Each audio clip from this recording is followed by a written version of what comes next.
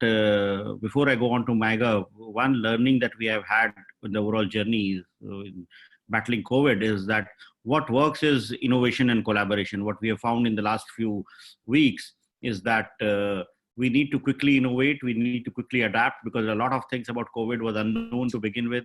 And then we had to really find out ways and means to address the challenges, whether it's the health related challenges, whether it's the communication related challenges. And then the collaboration, like whenever you have to do something very quickly, you need to collaborate across stakeholders, whether it's central government, with the state government, whether it's civil society, whether it's tech companies, volunteers. There are so many people suddenly you find there who are available, whom you can tap into. And then if you are able to collaborate quickly and pick up the innovations that can help you, that really helps you in adapting to technology as well as adapting to interventions that are required in such a situation, which is something which is unimagined. In fact, in my life in 50 years, I have not come across something as big as this. So having said that, I would just quickly give you, I wonder if all of you are aware about MyGov or not, but MyGov is the citizen engagement platform of Government of India. It was launched in 2014. So we have had a 6-year journey. We have more than 11 million registered users on the portal. We have a huge presence across social media, and a lot of people engage through our app or through our portal. But more than that, we have a lot of engagement. Millions of people interact with us through our social media channels every day. And what we do is that we enable two-way communications between the citizens and the government. As is well known in democracies, the government, we always call it like of the people, by the people, for the people. But sometimes you need, in a country of as big a size as India, you need mechanisms to enable citizens to engage with governments in a proactive manner, to enable participative governance. Like we are more like a we are more like a subcontinent. Like I would say India compares more with, like, say, European Union, because we have a diverse states, we have languages, we have diversity of all kinds that we have. So when we do that, and when we have to engage citizens, you need to provide a platform, and technology enables that these days, so that citizens can give inputs and suggestions with regard to policy formulation. For example, like when we started, we were formulating, the Government of India was formulating its education policy. So like when you're doing the education policy, when you have several languages across the country, several different people have different mother tongues, how do you come to like decisions which impact the entire nation? So MyGov, what it enabled was that it created a platform in which citizens could give their inputs. And in no time, in a period of like 1 month or so, we got like around 700,000 suggestions across the country, and all these suggestions were collated, analyzed, put into different buckets, and then shared with the Ministry of Education. And then they picked up what are the things that are relevant, and then it went into the policy formulation. And the same thing has been done for various policies. And every year we do consultations for budget, consultations for textile policy, telecom spectrum auctions. So on all these things, various stakeholders can come, engage, contribute their views, and then the government gets benefited by providing a equal platform to everyone to participate. And the other side that we do is that we also do a great stuff in demystifying the government, because very often most citizens complain that the language of our orders, circulars, laws, acts are not very intuitive, and very often it requires legal minds or people who understand bureaucracies to understand what the order is really saying. So what we do is that we break it down into very simple infographics and try to convey the message on various channels that we have in a language which people understand. And we do that in multiple languages. India has 22 official languages, and we do it with infographics, we do it with videos, and we explain to the people, this is the intent behind the decision. And not only because sometimes very often our orders just give the final decision. The thinking behind why the government came up with a particular decision, that is not communicated. So what we do is that we break that down, we speak to the concerned policymakers who have taken that decision, and then try to explain it in a way in which people understand. And when we do that, we do not only notify something on our website or something, we do it on YouTube, we do it on Facebook, we do it on Instagram, we do it on Twitter. We use all the social media channels. The people may not come to our portals, but people are there on the various channels. So we engage with them, we communicate with them. We also gather inputs with regard to best practices that is happening across the government, citizen initiatives which are coming well, and that is also appreciated. We do a very innovative radio talk which our Prime Minister does every year, every month, is Mann Ki Baat, in which he talks about what he's feeling. And the inputs for this radio talk, which happens on the last Sunday of every month, and which is listened by millions of people, the inputs for this talk comes through the MyGov channel, through our toll-free line, as well as through our portal. So all these suggestions come, and then we collate and share with that. So when having said that, and all this campaign was going on for various government departments, programs, schemes, when the COVID pandemic struck us in the month of February, around which when we started feeling that we are also, the first case in India was on 30th January, and so far we are around 70,000 cases in all. So when we felt that this requires not only medical interventions, it also requires quick communications. Because I remember the first meeting that we had, we were all talking of quarantine, social distancing. So these words were not part of our lexicon. Indians are known to be very social, interactive, and people don't really understand what, most people in fact didn't know what quarantine meant. So we tried to break it down into simple, easy to understand language, infographic, videos, and then the do's and don'ts came from the doctors in the form of hand washing, in the form of staying home. So all these messages that were required for bringing in the behavioral change, which will prevent the spread of pandemic, was converted into infographics and videos, and then communicated through various channels. When we felt that, like, even the most popular messaging platform that we had in our country was WhatsApp. So then we set up a chat bot on WhatsApp, and we ensured that people reach.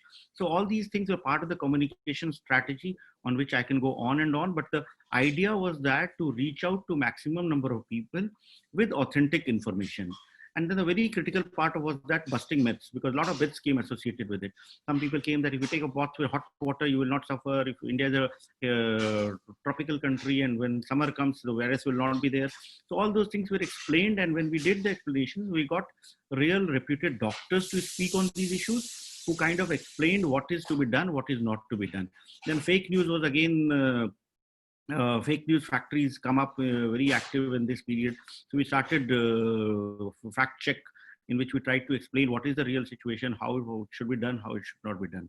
The other part, apart from the communication strategy that we took part, was a tech use of tech for ensuring that we are able to identify people before they become symptomatic. So Singapore was, of course, the pioneer with the Trace Together app.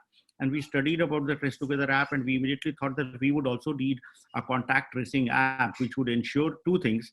Number one, find out who are the people who would have come in contact with somebody who has turned COVID positive, because the virus remains asymptomatic in most period, even after being in the person. And during this period, if the person moves around, he can spread to a lot of people. So if we can do an early alert system, that helps in ensuring that the people who are infected with the virus and not yet symptomatic stay home and do not spread the virus, and that helps in breaking the chain. So that was one part.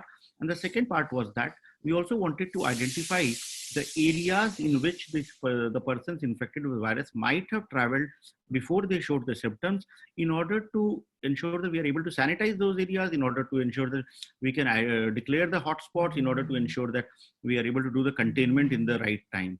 And then when we started getting data on the app, we have more than 100 million users by now on this app.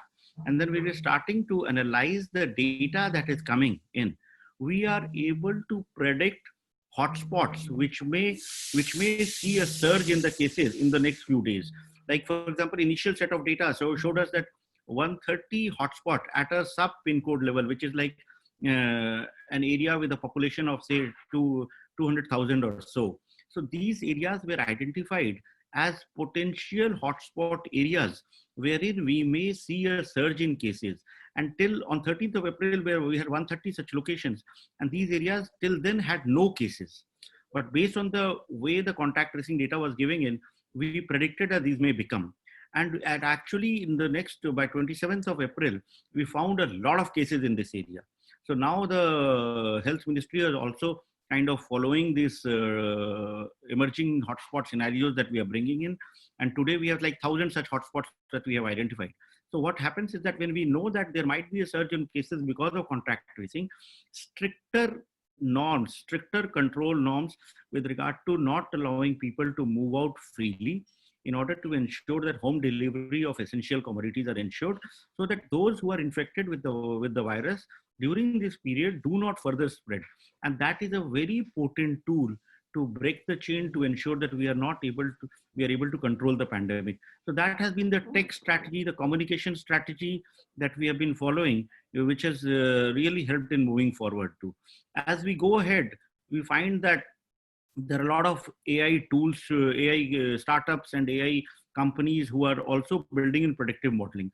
So what we are doing now is that the data that is available to us through the Arogya Setu app, that we are putting up in hard anonymized form, which will be available to researchers and entrepreneurs across the country, who will be able to use this data to come up with their own modeling, which might have better insights, because we feel that the collective power and the collective knowledge that exists in our society today is what will be very critical in helping to control the pandemic. Another aspect that has really, where technology has really played in trying to ensure that we mitigate the hardships that people are facing, was that with the strict norms of staying home, with the strict norms of not letting people move out, and the lockdown instructions in place, we found that a lot of people who were like daily wagers and who were dependent on their livelihoods for from a daily income were suffering. So to these kind of people, because of the infrastructure that we had set up in the form of the unique ID, the Aadhaar project that we have, and the bank accounts that we had, and the DBT, the direct benefit transfer system that was set up earlier, we could transfer almost $20 billion to most of these people in no time directly in their bank accounts. So this directly helped in mitigating the hardships to some level. And these people were like, even if they are like at home and not having any regular income, they have been able to manage to survive the crisis in a great manner. There are issues with regard to migrants moving in and all. For that also, like there are various initiatives that have been taken. But yeah, so this is what I would like to say, that the key pillars that have been for us to tackle the crisis has been communications, use of technology, innovation, and collaboration at all levels. Thanks a lot, Abhishek. So I know we wanted to put the questions towards the end, but I feel if you could quickly answer these two questions that have come to the come on the chat. Of course, you already addressed the the fake news side of it, but Cedric asked this question on suggestions from the general public on education that resulted into policy change. He wanted you to share an example. And then there's a second question from Nan, who says, what is the service support package for the most vulnerable group? She's basically talking about social safety net that India has created. So the people crowded in slum area, when there is such a shortage of testing supply, what can local government do to have accurate estimate on infection rate and develop the response? If you could answer these two questions, we could then quickly shift to Aaron. Yeah, on the education policy, there were several suggestions which were ultimately adopted in the policy, and one of the key suggestions was in enhancing the use of online channels, because many parts of our country, the remote areas and all, do face a problem of lack of ability of qualified teachers, lack of ability of science and maths teachers. So what the government did, when the suggestion was that why don't we use online tools for ensuring that the shortage of teachers is addressed. So for that, the initiative that was launched was a project called Swayam, which was like an edX for all over India, in which content was developed and delivered in an electronic format by reputed teachers, by people who had the content. And the Swayam platform offers courses in almost all subjects, and it's available across the country. And then we found that in many rural areas, the penetration of internet was not very satisfactory. The broadband speeds were slow. So to address that, the Swayam content was also offered on a DTH platform through Digishala channels that were started, and they operate in almost all Indian languages. They are available across the country, and the lectures are broadcast on free-to-air TV channels, and most schools and most villages They have this infra in which students are able to access quality content on various subjects. So this was one of the suggestions which had come, which has helped in addressing the challenges. The second question with regard to the slums. Yeah, slums has been a major problem, like especially Bombay, Mumbai. The number of cases that we are seeing in Mumbai has one of the challenges is that a lot of people stay in very confined areas, and very often the entire social distancing norms, maintaining a distance of 6 feet and staying home, that becomes a much of a bigger challenge. So what Mumbai Municipal Corporation has been doing in the last few weeks is that ensuring that basic hygiene and basic hand washing and basic symptom monitoring checks are being ensured, and all those people who are showing any kind of symptoms or chances of being infected, they are being moved to quarantine centers, and the rest of the people are trying to the effort is to provide them all the amenities at the place where they live, so that they don't have to venture out. So while it's easier said than done, it is a big challenge, but and that's why we have been seeing a surge in cases in Mumbai. But what information indicates is that this may continue for a week or so, and then Mumbai would have hit a peak, and then the cases may come down. Already the rate of doubling has come down, so we hope that in a few weeks the cases in such areas also will come down. Yeah. Thanks, Abhishek. So, there's a question that has come from one of the government officials who is in the call from Cambodia. But Steve Pichet, thank you so much for your question. But I feel, the question can be parked for both the bureaucrats to respond, because citizens' trust and fake news is definitely a struggle that that most of the governments are doing. So maybe let's have that as a reflection from both of them together. So I'm just taking this last question that Sonali has asked. Sonali is basically asking, what is the general demographic breakdown of the 11 million people who access MyGov platform?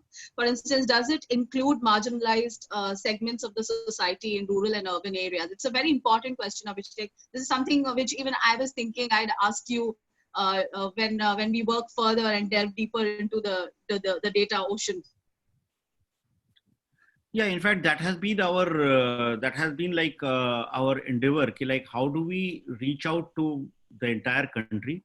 And we found that in the initial phases, since our portal was available primarily in English and Hindi, the majority of the users were from the Hindi belt, like the northern India, and English. When you say, you are clearly referring to a section of society which understands English. So we realized that we need to move beyond the metros, and we need to move to tier 2, tier 3 cities, and we need to ensure that there is content that people from all sections of society find value in. Ultimately, anybody will come to a portal when there is something that is engaging for them. So what we consciously did was that we partnered with state governments and started bringing in state instances of MyGov. So far, we have MyGov state instances in 12 states. And wherever we have provided content in the regional language, we have found huge traction in the engagement levels. So that has happened.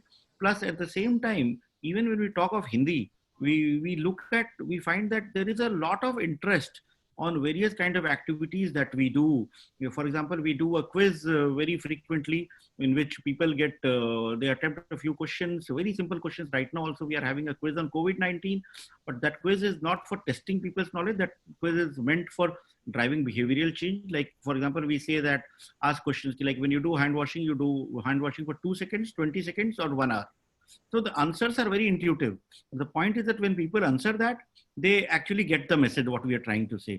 And at the end of the quiz, they get a beautiful auto-generated e-certificate with the logos and with the Government of India logos, and saying that congratulations with the name there. And we also have an option for them to share it on the social media. So they will share it on their Facebook, they share it on the Instagram and all. So that further spreads the message. We find that the engagement on such initiatives comes more from tier 2, tier 3 cities, and more such people take part in that.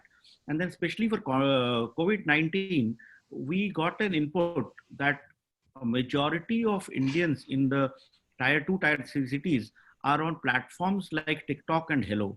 Like till we launched this COVID-19 campaign, we did not have a presence because of various issues relating to TikTok and Hello. But then we thought that if there is traction there, why don't we go and start communicating there? Because if there, then we found that the sections of people who engage with us on Facebook, Twitter, and Instagram and LinkedIn are totally different from the people who engage with us on TikTok and Hello.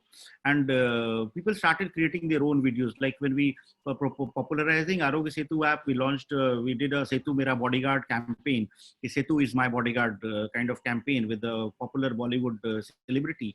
And then we suddenly found that influencers with millions of followers started creating their own videos. The user-generated videos started happening. So that is there. And with regard to, if you want to really ask for the real marginalized sections of people who do not have a smartphone, the moment they don't have a smartphone, they are not able to use the app, or they're not able to use any of the social media platforms.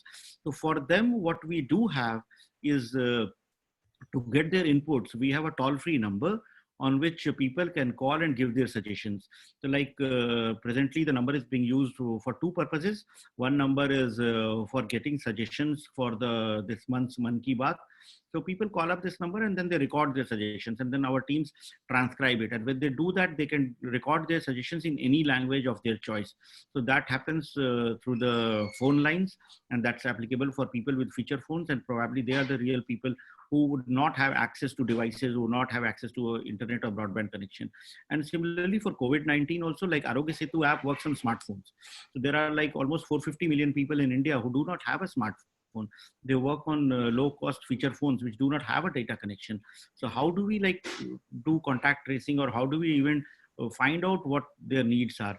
So for them, we have started a 1921 IVRS service, Arogya Setu service, which is not a contact tracing, but it's a symptom checker. But they give a missed call to a number called 1921, and then we call them back on a IVRS question frame, and we do the same symptom checker that happens on the Arogya Setu app. So that way we are able to know which locality they are calling from and what are their symptoms. And those who report any kind of symptoms, they are then called back again by Ayushman, by our National Health Authority doctors, and then they are advised to medical help, and then their addresses are taken and they are referred to the nearest COVID-19 help center, so that they are able to get the benefits. So this is how we address the people who do not have access to technology, who do not have access to smartphones. Thank you so much, Abhishek. There are some questions, but I think we'll merge the questions and ask towards the end. And if we do not get time, we will still post the questions to you and revert back colleagues. But quickly taking the flight from India to Singapore, Aaron, over to you. Thank you very much, Aafreen. Can I just check the sound is okay for everyone? Yes, loud and clear. Fantastic. Thank you very much, first of all, Aafreen and your team for the invitation. And Abhishek, thanks for going first. And I found your whole discussion fascinating. I think there are many interesting echoes, and rhymes between what you were describing and what Singapore faces. India and Singapore are very different governance environments, of course, but we do still face very similar themes, I think, around community engagement, citizen engagement, technology use, and how all of that feeds into innovation. What I wanted to do today was to kind of cover 4 broad issues that I think are linked to how we are trying to innovate in real time, in this unstable and turbulent COVID-19 period. And with each of them, I'll try and illustrate with some examples of what Singapore has been doing. And I wanted to start with the first idea, which is that we must never forget how much of a virtue necessity is. People innovate in the end, mostly because it becomes necessary. I've been very fascinated by the memes that have been going around, where they ask people, what has facilitated your digital transformation? Is it your CEO, your CFO, your CTO, or was it COVID-19? And nearly everyone is saying the answer really was COVID-19, not any kind of structural engagement. And these are proving very real for us, right? Things like Trace Together, which the contact tracing app that you mentioned, Abhishek, there would have been, I think, more privacy concerns around that. We've tried to make sure we protect individual data as much as possible. But I think we see the terms of the privacy and individualism debates changing across the world. And certainly in Singapore, there's been more and more uptake in the last few weeks as people understand the importance of being able to contact trace in a very rigorous way. And I suspect we'll see the numbers go up in the coming weeks. We had a government WhatsApp account that for a while was used to kind of just push out information on the government budget and what we were doing to spend on citizens even before COVID. But we found that suddenly during the COVID crisis, within a few days, people wanted trusted and reliable information. And they went to the WhatsApp account to look for that. And the numbers of that, increased exponentially for the first few days. We've now hit more than 1 million users, which in Singapore is fairly significant because that's about the level of the digital active people. And we've done it in all 4 of our official languages. So English, Mandarin, Malay, and Tamil as well. And then that outreach has proven to us to be quite key in terms of getting reliable information out very quickly to a broad swathe of people. And we're aware, of course, that people will forward these WhatsApp messages to their family and their friends. So we know that there is a very significant multiplier effect. We now mirror that on Telegram as well. And we found that, again, the necessity for information has really been critical. And we needed to respond to that. We've also recently put out some information in a COVID bot. So we've kept our bot separate from WhatsApp, unlike the example you mentioned, Abhishek, partly because we wanted to keep WhatsApp as a message of kind of push information. And then when people need to kind of search for questions, then they come to the bot, which is a separate but linked platform. And we found the bot was necessary because there was so much information going out from multiple agencies that we wanted there to be a single repository for citizens to go to where they could get most of their COVID responses, if not all of them. And so here we were trying to cater to the human need, I guess, of a single repository and single source of information rather than have people visit multiple government websites all the time. So in each of those, I found that the necessity theme is quite key. We're not responding here to government's perception of needs, but actual human needs that are out there and that are changing in a COVID environment. Second broad point I wanted to mention is what I call don't ignore the old. As we innovate, it's very easy to try and think that everything we do must be new. But what we found is some of our most effective ways of reaching out to citizens and hearing from them have come from very traditional methods. So we've wanted to use technology, and technology has been very, very key. But what we also want to do is use broadcast and print media to get out to some other citizens. Because as you mentioned, Abhishek, not everybody is digitally connected. And we've got a significant portion of our elderly, for instance, who are not on digital platforms.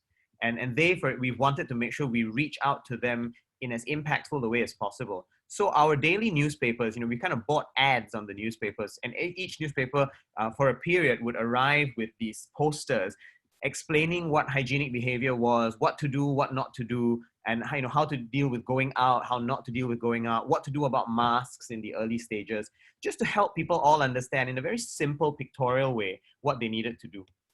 That's very traditional media. There's nothing new about that, but we needed to do it, and that kind of pivot between the innovative and the familiar we found to be very important. Our Prime Minister similarly has every couple of weeks or so done a nationwide address. Now this is in a lot of ways not innovative too, right? Franklin Roosevelt did fireside chats with Americans in the Great Depression as a way of having a daily marker of time and a daily way of reaching out to people and building an intimate relationship. I think what many leaders are doing now is exactly the same thing, except now we do it on broadcast. So again, we don't need huge amounts of digital technology there, but what we need is to harness the old in ways that are useful and that respond to the needs of this current environment. So that was point number 2, right, on using the old. The third idea is about collaboration and how we need to harness the whole system in the work that we're doing.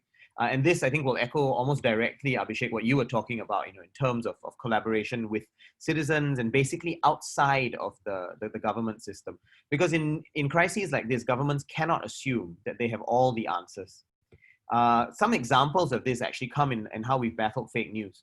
We do have a government machinery that is regularly tracking and looking for examples of fake news.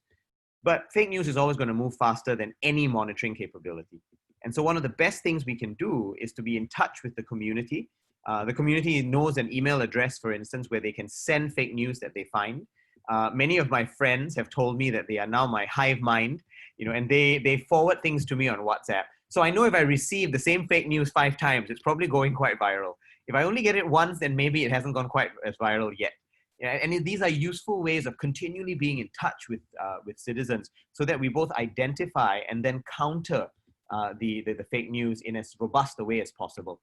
Again, we have formal mechanisms to do the countering, the government website, WhatsApp, Instagram, Facebook, Telegram. But we also try and make sure that we share these things with our friends and families, because there is nothing quite as powerful as a family network, right? With 10 old uncles and aunties who will forward things for you. And what I'm trying to tell all of mine is, don't forward the fake stuff. Forward the stuff I send you, because I know that it's been verified and is accurate. And that we found very powerful because it gets this multiplicative set of processes in place whereby the accurate news is spread rather than the fake news. One other example of bringing in the communities, we've had so many examples of communities that want to find ways to build solidarity, even while they have to be physically isolated. Our media, one of our TV stations, about a couple of weeks ago, did a sing-along where they sang one of our favorite national songs, and they did it as a collaborative effort amongst various Zoom calls. And I could hear my neighbors singing this as well, right? And the whole neighborhood was kind of lit up at the time. And I think that kind of example is important because we don't want to focus just on the crisis and the urgency and the negative aspects of what's going on. We need to play up some of these positive stories of community spirit and camaraderie as well. And to do that, I think we need to be harnessing the whole system, harnessing a community, and not just assuming that government must do things by itself. So that was my third point. Last, let me talk a little bit about focusing on human needs. And I think this is key because there is a tendency sometimes in government, with the best of intentions, to focus on what we can provide as bureaucrats and as government agencies, rather than what people actually need. And I think what we try to do is to reverse that, to make sure that all of us are responding in a citizen-centric way to what our people actually require. And some examples of that have really been to give them little how-to guides and infographics of how to use digital platforms. Because some people are highly familiar with Zoom, like all of us, but not everyone is, right? And so we try to teach people how to make the use of these platforms, how to use Skype, how to use WebEx in a secure way, such that your meetings do not get hijacked by nefarious players. How do we use digital payments, right, in a way that helps people to harness the health benefits of digital payments because they are contactless? How do we use access? How do we ensure that even the low-income communities in Singapore have access to these digital platforms? Can we provide phones for them? Can we help them to buy other devices like laptops, either at a subsidized rate or at government provision? Can we make sure that they have the mobile broadband plans to access the internet, even if they have these devices? These are all things we've tried to make sure happen, because when we focus on the humans, that's when we realize that sometimes the general scheme will not have all the answers. We need to cater to the last mile, the last inch, the last foot, if you like, of delivery. And in a lot of our work, we've tried to make sure that these things are done. A lot of this happens in collaboration with our Ministry of Education, with our Ministry of Social and Family Development, which provides social support for lower income families. And in all of that, we've tried to make sure that the government at least presents a united front in what's going on. So I thought these 4 themes were quite key, focusing on necessity as a virtue, not ignoring the old, collaborating and bringing the whole of the system into bear with a solution, and focusing on human needs, because these help us to direct our innovation in ways that are as specific as possible and that hopefully help us to achieve the kinds of outcomes we want. So I'll stop there and see if there are any specific questions that people would like to explore.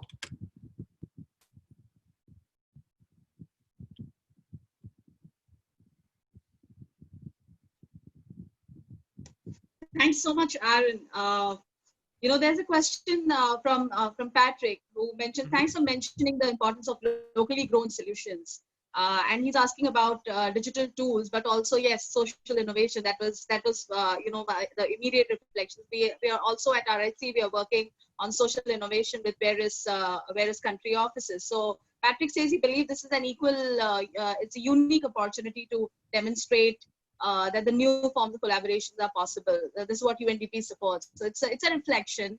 So before I hand the floor over to both of you for a dialogue, I have a quick question. If both of you could, I have a quick question. In terms of policy, Abhishek and Aaron. So maybe I'd let Aaron answer first and then go move to Abhishek. In terms of policy, what do you see, moving forward? What kind of change do you see, will the policy ecosystem see? What, the privacy on data, on citizens' engagement? A lot of things have changed, due to COVID. And not literally focusing or emphasizing on COVID, but what you might have learned immediately and might thought of, as that as a larger policy change that you foresee coming. That's a really great question, Aafreen. Thanks. Let me tackle that in three ways, right? The first thing I would say is, are you still there? Aafreen? Yes. Yeah. Okay. Yes. Great. Just wanted to double check. Great. To make sure everyone's still there. Great.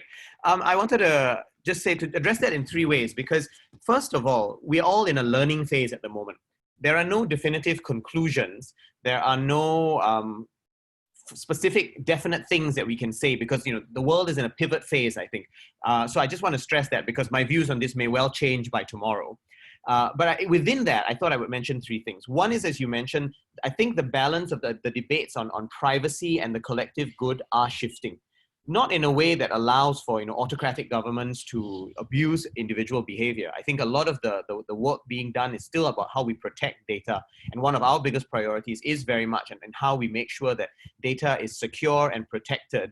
And that even if we use personal data now, it is with consent, and it is also done in a way that allows us to pull back from it once the crisis is over. But I do think the overall terms are shifting. I think the fact that Apple and Google have come on board with the necessity of contact tracing, that also tells us that there are new priorities that are emerging, helping us to realize that privacy is not an unmitigated good, but it needs to be balanced off with other policy priorities. Second thing that you mentioned about citizen engagement, I think that is going to be quite key, because in complex environments, no single sector is going to be able to deliver all of the policy outcomes it needs. Businesses need governments and the people sector. Governments need businesses and communities, and we need them to function together, I think. And so that kind of citizen engagement is going to be quite key. The thing I'm finding interesting is that citizen engagement now, of course, cannot involve physical gatherings, right? So we can't have a deliberative citizen panel come together in an in-person way. I don't know how in India you're doing your panchayat meetings, for instance, but those may need to, I guess, change with their formats as well. We're trying to do a lot more that is digital. So gathering people on Zoom, with creative facilitation, use of breakout groups still, but bringing together individuals in a slightly different dynamic, but with the same sort of aim, which is to actually achieve citizen solutions in a collaborative way. So I think we need to do that in new modalities, new ways, but the spirit of citizen engagement is more alive and well now than it used to be. The last thing I thought I would mention is this, the idea that Patrick brought up about social innovation, because I do think that this is a unique time, and it's a time where we can harness interesting opportunities, because the three sectors that you identified, right, Patrick, government, private sector, and people sector, they are inextricably interwoven, and each of them has what I would like to call the highest purpose. And each of them can have dysfunctions if they are not well managed. In the government, the highest purpose is to achieve scale and justice and equality. But if governments are not careful, they can also become quite sluggish and bureaucratic and resistant to change. Businesses help to balance that by being creative and agile, but businesses have their own downsides, which is that they can be greedy, right? They can be driven by avarice sometimes. And that downside is I think, balanced off by what social sector organizations can do, because they are idealistic, they are human-centered, and they are focused on individual needs in very powerful ways. But they can also sometimes, if they allow themselves to become dysfunctional, they can be very single issue based, they can be a bit dogmatic, and they cannot see the whole system. And I think that's where government perspectives become important. So when you cycle those highest purposes and dysfunctions together, actually the sectors complement each other in very powerful and profound ways. And I think it's only when we come together that we actually have the most wholesome and sustainable solutions for the issues that we're dealing with. And Aafreen, that I think is where we actually get the best and richest policy outcomes. So I'll stop there and hand over to Abhishek. Awesome. Abhishek, over to you. What do you foresee as the future of governance in India with all this? Thank you. Thank you. And Aaron, it was a great presentation, and the way you have put forward with the 4 pillars and the 3 issues that we highlighted is going to be like the future of the future of the world in which we look in, I would say. And what you said is not only applicable to Singapore, but I would say it's applicable to all governments and all societies the world over. What I would like to say is regard to especially the issues of privacy that we are addressing at the moment is very often when we do a technical response to a crisis, we also have to be concerned about what are the ramifications and how do the ultimate beneficiaries for such a response view it. And building trust in governments is very critical for that. Like whenever we take any personal data, or whenever we take any data, especially with regard to something like contact tracing, wherein we're actually finding out where a person is at a particular point of time, then the purpose for taking that has to be defined clearly. And it has to be the amount of data and the kind of data that has been taken, by whom it has been taken, has to be proportionate to the kind of need that we have. Like in this case, the need is primarily to restrict the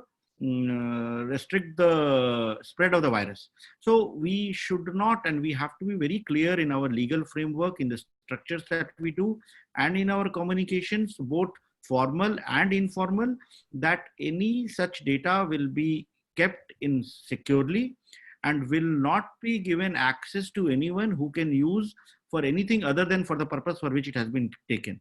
So that communication and that formal communication in a form that the civil society, the citizens, and all stakeholders actually believe and trust is very critical in order to move forward.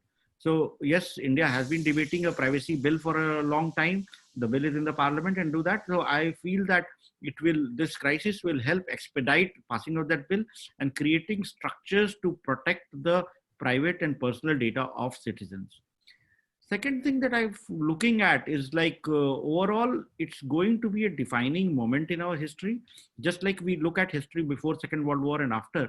So when we look at future of work and we look at future of governments, this pre-COVID and post-COVID will define how we look at work in general. So like already we are coming up with the work from home and future work policies in which protocols are being defined with regard to who are the people who are actually required to come physically in office and who are the people who can do their jobs remotely. So that is going to be a huge transformative change, even post-COVID, because that will have impact on traffic, that will have impact on pollution, that will impact the number of women in the workforce, because very often we find that these are the factors that impact other policy calls also. It will have benefits in climate change. Already we keep on hearing about turtles appearing and the wildlife appearing and rivers becoming better. So these are the side effects that may emerge. And a lot of work is like my team, when I look at for the last 2 months, my entire team is working remotely and the output that they have given is much better. So even after COVID, even if the restrictions are lifted, what is the point of getting them here? If they're able to save 4 hours of commute in traffic and spend that quality time with their families, they will be happier and their output will be better. So this kind of change in the work ethics is going to come in. And I believe in the days to come, only those sectors which would be actually required, like somebody running a hospital or ICU, they might have to come physically. But many of the professions where things can be done remotely will continue to be done even after the lockdown instructions are lifted and even after the COVID crisis is over. Third thing, which you also mentioned and Patrick also mentioned, is about the collaborative approach.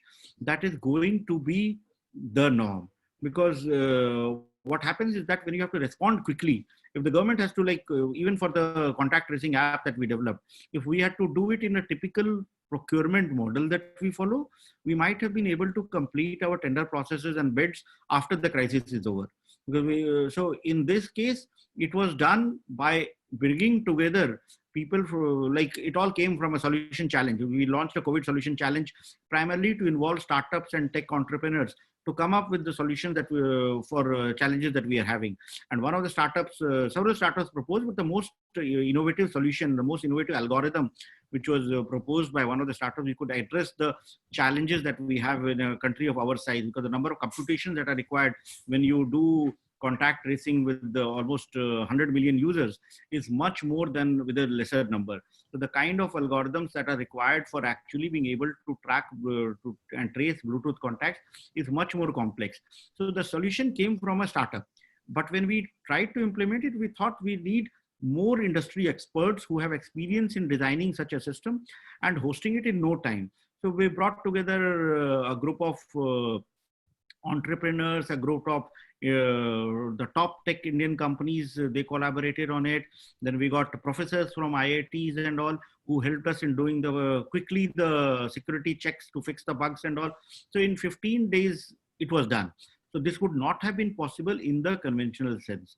So while the learning is there for doing something in a crisis, how can we adopt similar practices in our regular day-to-day work?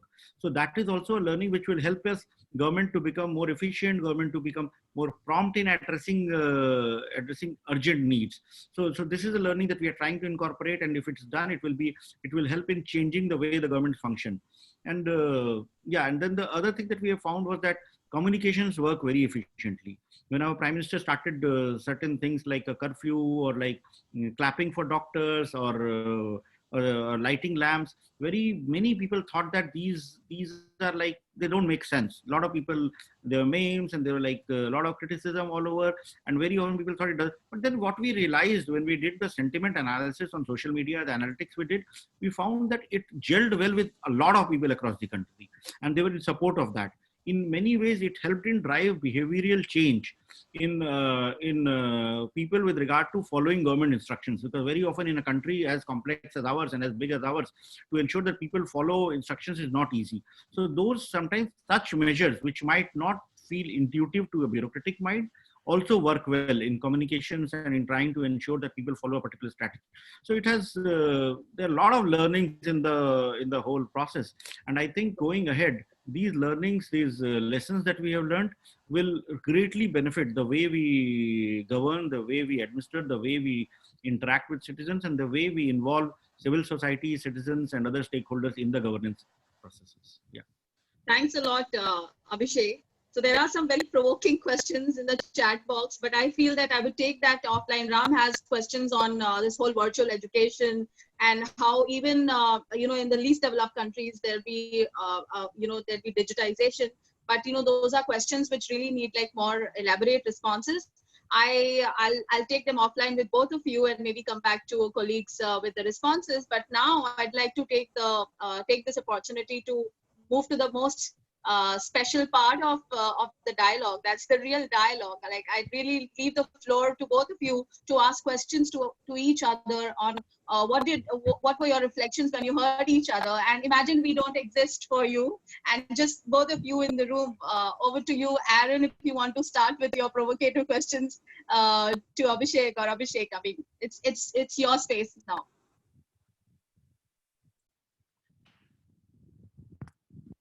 Actually, to be honest, yeah, I was responding to some of what you said already, even in my own remarks.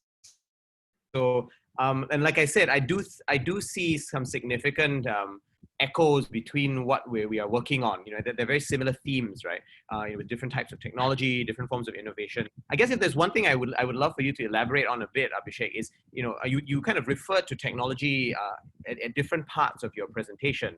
I was curious if you had to think about where are the biggest technological differences coming for the Indian government? Is it in things like tracing and detection, or is it actually in the transformative work that you were describing in terms of how we cope with the crisis, or is the technology actually playing out in things like payments and in the financial world where citizens can actually use more contactless ways of interacting with each other? Those are all technological. I'm just curious which ones are playing out most critically for you and in which dimensions. See, very rightly asked. In fact, the question that you asked is very relevant, and we are like grappling with in order to ensure that when we use technology, we should be able to achieve results that we believe that the technology will deliver. So while payments and while DBTs and ensuring transfer of funds through the bank accounts and through UPI system, the interface that we have, that is pretty smooth. The biggest challenge that we have had is in ensuring that the data that we have, on the basis of which we have built the entire Arogya Setu or the contact tracing, is legit and is genuine, and it's actually helps in trying to do what we are doing. So what we have found was that in the initial phase, many of the people who come to get themselves tested to a COVID facility or to the hospital, most of them did not give their own phone numbers in the forms that they filled. And we realized that that is a social practice, that if I take my grandmom or my mom to a hospital, when the doctors ask for the details, invariably I will give my number in the form, with the only objective that if there is a need for the doctor to contact, he should be talking to me and not to the patient. So that is a practice that existed. But when we designed the system, we assumed that the number that will be recorded there will be of the patient. And then if you don't have the right number, then the entire edifice of contact tracing collapses. So we realized, because COVID started in, the first case happened in January, and the app that we launched was on 2nd of April. So by February, March, a lot of data was already there. And the health, the IC, the labs, the test labs, and the ICMR testing facilities across the country were more interested in trying to get the sample right and in trying to do the medical interventions than trying to ensure whether the mobile number is correct or not. In some cases, we found that it was a 9-digit number. In some cases, we found that some digits were wrongly entered. So it required a lot of effort to ensure that the data is clean. Then we, of course, we developed a simple app for registering patients for testing, and then there is an OTP kind of system. So we authenticate the number of the person who has come for testing. So now that cleanup has been done, but a lot of time and effort went in doing that. Then when we also did the symptom checker.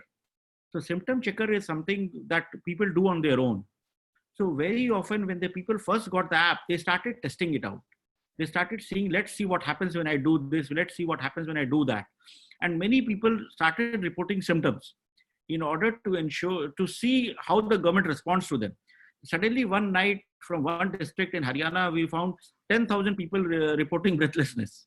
So there's a huge panic, and we all thought what happened. And then we made callbacks, and then we felt that this was like villagers having fun, thinking it's like a Candy Crush or something, and trying to see how it works. So when we design IT systems, we have to ensure, and we have to kind of put in checks. And then we, of course, we did another screen, and we said that again, a lot of nudge theory works in this whole thing. Like, how do we ensure that people feed in the right data? People do not try to circumvent the system.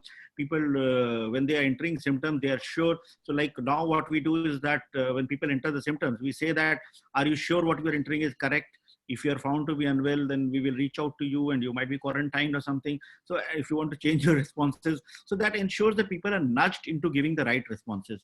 So ensuring the data authenticity has been one of the critical challenges. Training people in use of technology, and very often frontline health workers are quite stressed, and asking them to do an additional bit of ensuring that the data is correct was quite challenging. We kind of supported them with data entry operators and all. So these are the things that we had to kind of address when we dealt with technology. Yeah. Great, thank you. Thanks very much. Yeah. So Aafreen, guess you would like now me to ask something to Aaron? Yes, totally. Over to you. It's your face. Yes, in fact, you have kind of given a good synopsis and a good snapshot of what the scenario in Singapore is like. And in many ways, it does gel well, and it does gel well with what we are also experiencing. What I particularly found interesting was your reference to the use of the old and use of the print media and use of the traditional modes of communications in reaching out to people. So I was wondering if you guys use radio also, because we started using podcasts and we started using community radios in reaching out, because print is, again, we do not have 100% literacy. So we did that. So did you kind of, other than print media, did you also try any other old kind of means of reaching out to people? Yeah. I love that question because it kind of links to the human nature point I made as well, right? How this needs to be very focused on human needs. We have used a lot of radio, definitely. Again, because we know that there are certain demographics in our population that listen much more to the radio than even watch TV. So having radio-based ads has been really quite critical, especially in the early phases where there was so much epidemiological and virological uncertainty about the nature of this disease, and just to get information out to people on how they could minimize risk and exposure, we found was really quite important. And some of that was through, like I said, these print posters and ads, and then those messages got replicated on things like the radio as well. The same way at some point the radio might announce where traffic jams are, because that's where you listen to the radio, right, in a car. We wanted to make sure that people heard these messages about the nature of the disease and what the best practices were, how to protect the elderly. We wanted those messages to go out also. So we found that was very useful. Another I think quite interesting example was there is a form of Chinese operatic practice called Ge Tai. It's one of those where they have quite very large costumes and there's quite the singing that happens at very high notes, and it's a form of Chinese opera, very popular with some part of especially the older members of the Mandarin and dialect speaking population, and many of them will go and attend these things in a communal way. They'll watch the performances as they happen in these common areas in our housing estates, which of course they couldn't do right during the COVID crisis. Once we started to reduce the size of public gatherings, and then eventually we stopped them entirely. So what we did with those instead is we started to telecast these performances. And so there were all these Ge Tai performers singing to empty audiences, but they were being filmed and then being put on TV. And what was very powerful about that was, that kept people entertained. The hosts were really good about kind of pivoting their own experience and making sure that they could deliver on these performances rather than the in-person ones. But what was also useful was we could then use those televised performances of a traditional art form to actually put in place key messages, right? Messages about public safety, about public hygiene, and then using them in ways to actually put out these very useful messages about how they could take care of themselves and their families as well. So we found that, when we were creative about that, the old could actually generate many new things for us in terms of new possibilities, new messages, and new ways to reach people that had not been hitherto available. So I think those are, for me, are some of my favorite examples of how, if left to itself, the human spirit can be quite agile and find ways to respond to what look like constraints, but actually turn them into opportunities. Great. Thank you so much, Aaron and Abhishek.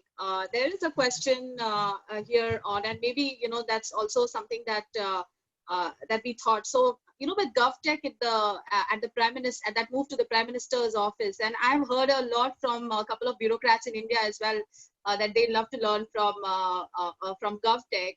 What do you think has been these top-down strategy? Has that really worked better when it comes to embedding innovation within the system? Aaron, that's for you. And Abhishek, yeah. Some last closing comment, if you could also give, what exactly are your reflections, and going further, how you think, you would learn from here and engage further. Yeah. Great, thanks, Aafreen. So first of all, on GovTech, right? What I would say is governance is a very dynamic, living process. And because it is dynamic and alive, there needs to always be a mix of top-down, bottom-up, and omnidirectional energy movement. And what I mean by that is the role of GovTech is important because the central position that it has in our bureaucracy allows it to keep a sensing of the overall position technological adoption. And they can then monitor, they can make sure that different agencies are keeping pace with themselves. They make sure that there are no gaps, there are no duplications. If they see agency X and agency A doing similar things, they can say, well, why don't you guys collaborate rather than do these on your own and learn separately?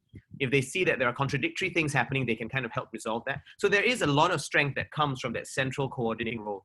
But equally, there needs to be bottom-up movement, because if there isn't bottom-up direction and leadership, then there is no ownership, right? If agencies just all say, oh, well, GovTech will take care of technology, we don't have to do anything, that would be a very damaging prospect, I think, for the overall technological adoption that we're trying to do. So what we found is we need to make sure there is ownership at the agency level as well. Every agency has what we call a CDSO, a Chief Digital Strategy Officer. And then each ministry family, right, each constellation of agencies that cover similar things, they also have a Chief Digital Strategy Officer to make sure that there is coordination at that level. So what we're trying to develop, I guess, is a very polycentric leadership where there is top-down influence because that is useful and coordinated. And then there's bottom-up and there's middle outward movement as well. And when we have those three different levels all interacting with each other, we find that that gives us the most robust set of possible outcomes. I just want to say a very quick thing about Shweta's question as well about citizen engagement, if you don't mind, just in 2 sentences or so. I thought that was a very powerful question. You know, like how do we make sure that citizen consultation doesn't turn into a negative complaining kind of session? And I think that happens in 2 ways. One is the question that we frame as a government needs to be broad enough to take in both the negative and the positive. I do think complaints are useful because, you know, they are what affects citizens most viscerally. And we want, therefore, to hear them so that we can make the services better. But I think we need to frame the questions and also ask people, what is working? What do you want us to keep? What do you not want us to change? So that we are aware and we don't end up throwing out the baby with the bathwater. So I think that it becomes, you know, a really key question. And when we gather citizens, the facilitator has a key role to play here. Even if you're doing it online, right? The facilitator can direct the flow of the conversation and make sure that they are focusing on both positive and negative aspects. And one of the most important ways to do this is to make sure, to go back to what I said earlier, that we bring the system into the room, right? What I mean by that is we need to bring a representative group into the room, such that there are going to be both plus and minuses, both pros and cons, both advantages and disadvantages, both complaints and praise in the kind of feedback that they bring. That, I think, is what allows us to really understand the whole of the citizen concern. One of my favorite examples is actually, I've been in citizen engagement sessions where one person said to me, you know, as a parent, I feel a certain way about housing prices, but as a homeowner, I feel an entirely different way. Basically, what this woman was telling us was that as a mother, she wanted prices to be as low as possible so that she could get her children out of the house as fast as possible and you know, get them in their own homes. But as a homeowner, she wanted prices to be high because she could then have a you know, more and more valuable asset. And she said to us, if even I, in my head, you know, cannot reconcile these tensions, then I understand how difficult policy trade-offs must be. And I thought that was a great example of how even internally a person can bring balance if a citizens engagement session is crafted well and gives them a space to explore those nuances and sensitivities. So I'll stop there and thank you very much again for the invitation. So some last reflections from both of you, Abhishek and Aaron, like one-liner. Okay, so thank you. In fact, it's been a great session and a lot of learnings, and I look forward to a continued engagement with both the UNDP's regional center as well as GovTech. In fact, the Indian ambassador at Singapore has been like sharing the Smart Nation strategy that Singapore is following and the trace together documentation and all. So I was not referring to them as such, but yes, we are actively in touch with what all GovTech does. And then we got like a lot of people to share with about all contact tracing apps across the world, what they do, what kind of data they collect. Because when people ask questions to you, you want to learn about what others are doing, what is the adoption rate there, in what ways it has helped. Is that the only response? And when we do that, when we use technology for such kind of response, one learning is that we need to look at it from the lens of the health experts also. We should not get so obsessed with technology that we will think that technology will solve all the solutions. Ultimately, the stakeholder is the Ministry of Health, and we do kind of engage with them and try to see what is the value add that technology can bring in. It's not that technology can be the do-all and overall solutions. And this learning and this thinking and this approach all works in actually all domains of governance, right from the day I've joined service. In fact, I very often talk about it as traversing the journey across your table and looking at the issue from the perspective on the other side. So very often when we design systems and when we design solutions from our perspective and we look at things from the way the government looks at it, we also need to kind of somehow traverse the journey and look at it from the other side. Like, how does the citizen perceive it? What is the citizen's requirement? What is the citizen's assessment? And why does the citizen want something what it is? And how will he view whatever we are doing? And when we are able to kind of collate the two views, and then we evolve a strategy, then it will be addressing the views of the citizen also. And if there are certain views of the government or certain approaches the government takes, which is not in tune with what the citizen may expect, then it requires a greater effort in explaining and in trying to justifying why we are doing what we are doing. So it's not that just because we are in a particular position of authority, we decide and we put it on everyone. In democracies, it doesn't work. There will be people who will be asking questions. We should be prepared to provide a forum wherein people can interact with us, people can ask questions, people can seek answers, and we have to be prepared. If we are convinced that what we are doing is right and what is doing is the best possible approach in a given situations, there should be no reason that we are not open with what we are doing and share with what our perspective is. And that's how I think the best decisions are taken. And if required, we do take course correction in between also. And that's how I think a responsible government should function. So that's the approach we have been taking so far. And yes, this kind of interactions also, wherein we get questions from everyone. We have not been able to address all the questions, but I am sure Aafreen will share it on an email with us. And to the extent possible, I will respond to them so that you can share back everyone who has been present here today. And I look forward to a continued interaction with GovTech and other governments across the world and trying to learn from, I'm sure there are a lot of bureaucrats from other countries who are there on this session, and they must also be having similar challenges and maybe better solutions. So one would love to learn from them also. So if UNDP could facilitate that, what Sri Lanka is doing, or what Bangladesh is doing, or what Bhutan is doing, what Nepal is doing, that would be learning for all of us.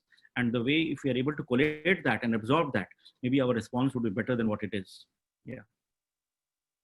Abhishek, you just defined NextGenGov in 2 lines. Thank you so much for for your reflections. Quickly, Aaron, your reflections, and then we close. We're 10 minutes up, but I'm so happy everyone is up with us. Great. I'll keep this very brief. I just wanted to thank everybody because I don't know if you're all feeling this, but for the last maybe 3-4 weeks, there's been a lot of heaviness in the international coverage about the COVID-19 crisis. You know, everyone's focused on the crisis, the negative aspects, the fact that we need to have these, there are large numbers of cases, recovery is not happening, and all of that is still there, right? The seriousness of the challenge we face is very dire and very deep. But what I've also started to feel, partly because of interactions like this one in the last week, especially, is that we're now also starting to ask ourselves, what is the post-COVID world going to look like? If there is a post-COVID world, you know, maybe there's only a world where COVID is endemic, as the WHO said yesterday. And I just want to say that I think it's really important that even as we are staring at the dark aspects of this crisis, we need to ask ourselves, where are the possibilities? Where are the new things that we can do? Where are the opportunities in the future? And if we can hold both of those, you know, in a creative tension, as we've done in today's discussion, then I think that is actually where a lot of the reinvention of societies and reinvention of government can come from. So I want to thank everybody, partly because the questions did that for me. You know, they've really focused on both the positive and the negative, and I hope that I will be able to use that as a springboard to keep holding that tension in my own work. And it's something that I think all of us will need to have. So thank you for facilitating that, Aafreen and Alex.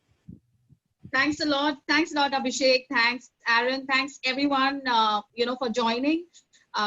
We basically want to say that this is just the beginning of the NextGenGov journey. And for both of you, Aaron and Abhishek, welcome to the UNDP family.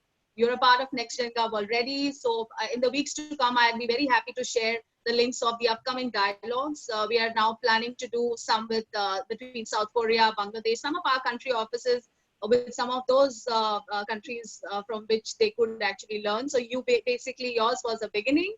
And thank you so much. It was an amazing discussion, and I'll definitely come back to you offline with those questions that really need detailed answers. Thanks a lot, everyone.